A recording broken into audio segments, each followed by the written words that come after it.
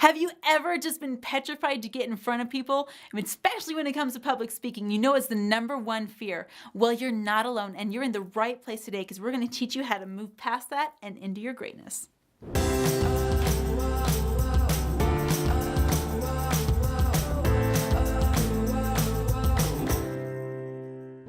Hey, Marianne DeNovellis here, and today let's talk about public speaking. Public speaking is the #1 fear in the entire world. And I've been all over the world. I've traveled to Kenya, I've been to South Africa, Bali, Peru, all over the place. I've seen a lot of people. And you know what? Based on my experience, it's pretty true. I've seen even people who are defending their homes from lion attacks. And they are more afraid to stand up and speak in public than they are to go protect their herd from a lion. It makes no sense when you really think about it, but that's what the experience is. The top fear? Public speaking. Second, dying. Third one, spiders. Who knew, right? So let's talk about, get all of this out of the way. Let's get down to the nitty-gritty on public speaking. Now, public speaking is the #1 fear, but why? Why is it the #1 fear? What are we really afraid of?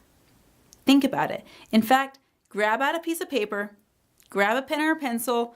I don't care if it's a glitter gel pen or a Sharpie from your bucket. I want you to write down all of the things that come up for you when you have this fear of public speaking. I guarantee they're going to find some things that sound like this. What if I mess up? What if they don't like it? What if I forget my lines? You've seen the YouTube videos of the people freaking out because they forgot what they were going to say. What if they don't think my message is valuable enough? What if they don't ask me to come back? All of these what ifs are going through your mind, and it's not helping you guys. I can promise you, they're just getting in your way. Make a list of all of these fears. Pause the video if you have to, and write them all down. You got your fears? You got them all written down? Good. Now I'm going to invite you to do something. Yes, try this at home, but please do it safely. Don't get me into any trouble. Go outside to your barbecue in the back. Take that sheet of paper and light it up. Those fears have no place in your mind, in your heart, in your body, anywhere else. If you want to be a public speaker, you've got to get past them. Now, if I were to write a list of the #1 fears of public speaking, here's what I would put on the top of that list that could possibly envelop all of the rest of the things on that list. #1, rejection. And rejection can show up in so many forms. It could look like people don't like my message. It could look like they don't want me back. It could look like the audience is deadpan. It could be they don't like me. It could show up in any way. Rejection is totally possible. And you know what? I got a secret for you. It's gonna happen. People will reject you. In fact, you kind of want them to. No, wait, what? Why would I want people to reject me? That's weird. That's not okay with me. That takes a hit on my self-esteem. Who wants that? Here's the thing. If you want everyone in your audience to agree with everything that you say, then you've got nothing worth talking about. You are going to polarize people. And the key is, how do we do it correctly? And how do we do it in a way that serves us? And how do we do it in a way that serves our audience? In order to be a public speaker, you've got to have something worth saying. And if you have something worth saying, I promise you, it's going to rub some people the wrong way. You got to get used to rejection and people saying no, because they are at choice. They're going to no matter what you say, especially if you take a stand for something. Rejection will happen. I can promise you. But you get to learn to be okay with it. I'll never forget speaking on stage during one of my monthly events over at Limitless. And I had people, that came up to me and said, I have a question about what you're saying. It really doesn't make sense. I had 1 or 2 of those. And most people that had a beef with what I was saying, they really didn't happen that often. And they really didn't come and talk to me a lot. Although 1 and 2 were brave enough to do so. But you know what I heard more often than not? Marianne, thank you for sharing your message. Marianne, thank you for getting up and taking a stand. Marianne, thank you for being so willing to be vulnerable. I would get private messages. I would get person-to-person feedback. I would get all sorts of feedback that said, I'm catching the right people. And the people that aren't the right people, they get to feel that and they get to think that and they get to have that choice.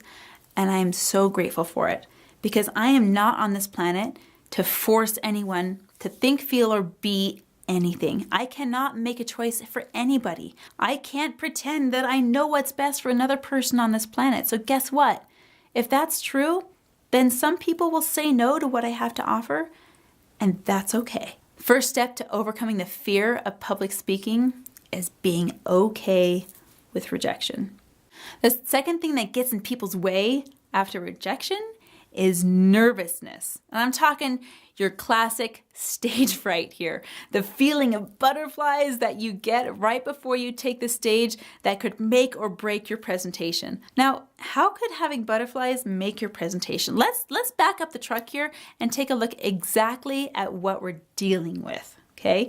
When you have nervousness, there's some chemical weirdness that's going on in your brain that shows up in your body. Did you know that nervousness based in fear and nervousness based in excitement are actually the very same thing in the brain? Think about it this way.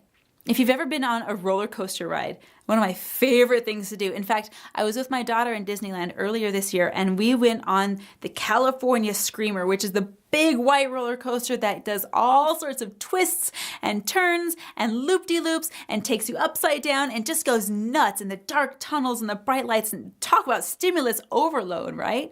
It is the massive, massive roller coaster, and I gotta be honest, maybe it was a scary one because not a lot of people were in line for it that day. In fact, we rode that thing 6 times in a row. And before we got on, I was standing next to my 6-year-old daughter, and she was feeling it. She was nervous. She was just barely tall enough to get on the ride itself. And when she got buckled in, I could feel her next to me. I couldn't see her because of all of the safety equipment that was in the way, but I could feel her moving around and fidgeting in her seat, and I could almost feel the smile on her face as she was excited. When we got up to that roller coaster and it started, you get in line, you get in the roller coaster, you strap yourself in, all of the engineers come by and make sure that you're not going anywhere, and then the roller coaster starts, and it starts off pretty slow.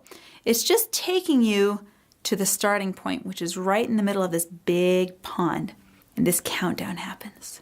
You feel it. It's the same thing that you feel right before you go on stage. The time when the moment comes down to the wire. That 3, 2, 1, bam, and then you're off, and you shoot all the way to the top of the roller coaster, and you feel all the rides and the twists and the turns and the G-forces are pulling at your body. But right before that roller coaster launches, and that countdown is going on, that's when all of the nerves start to happen. Now, we were in the front of the roller coaster, which means we had the pilot's view to everything that happened on that ride. But do you know what I heard behind me from all the people on that ride?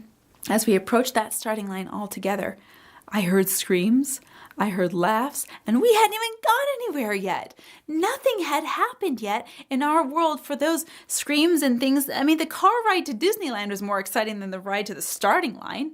But yet, there was all of that emotion and energy just bottled up. Some people were screaming out of sheer terror. And you can bet when we did those loop-de-loops, you heard those screams all over again. And some people were excited and laughing and screaming out of sheer excitement and delight. And when we got to those loop-de-loops, you heard the same kind of screams over and over again. Now, I'm looking at my daughter, or more feeling her next to me, and I can feel her shaking. And as we go on that roller coaster, we go through that ride, we go through the loopsy-loops, the twists, the turns, the upside downs, all of the excitement and everything we had anticipated came to an end when the roller coaster stopped. We got up, lifted the safety harness off, and the first thing I did was I looked over at my daughter because I wasn't sure if she was loving it or hating it.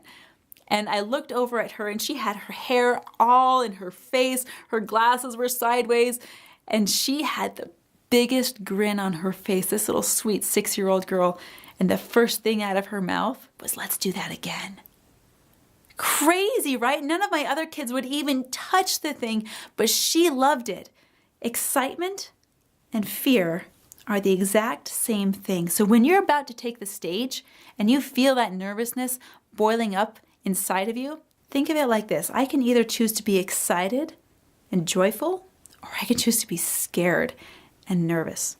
Nervousness is a very fascinating thing. Let's talk about nervousness itself for a moment. If you've ever had a 2-liter bottle full of soda, imagine taking that bottle and shaking it up. And in fact, let's go all Simpsons style and put it in a paint shaker. right? They created some kind of atomic bomb with that thing. You put the bottle in the paint shaker and you're shaking it to the max. You've got all of this carbonation. Imagine that being nervousness, and you're the bottle, and everything around inside of you is being put to the max pressure. How does nervousness show up in your body? Sweaty palms. You got the shakes. You got the mind that's just reeling and going 1,000 miles an hour in 1,000 different directions all at the same time. All of that is coming up inside of you. Nervousness is just a containment of energy.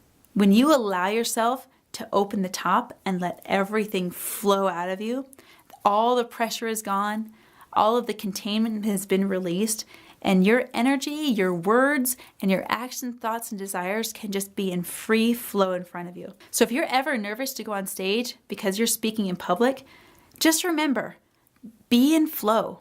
Allow your message to flow through you. Give the audience everything that you've got. Empty your cup, empty your bottle, empty whatever you think this vessel is, and give it all that you got. Because once you do, you're free to receive more. You're free to receive inspiration. You're free to receive intuition, and you just leveled up your game big time. The last key to being a public speaker, and this is something I share with my highest level students, speak to the one.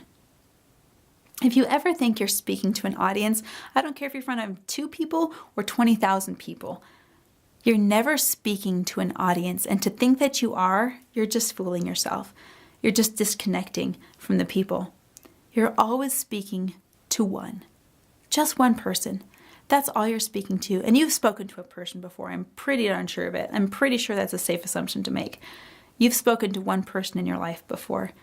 Now I'm going to invite you to speak to one person again. If there's 20,000 people, it's 20,001.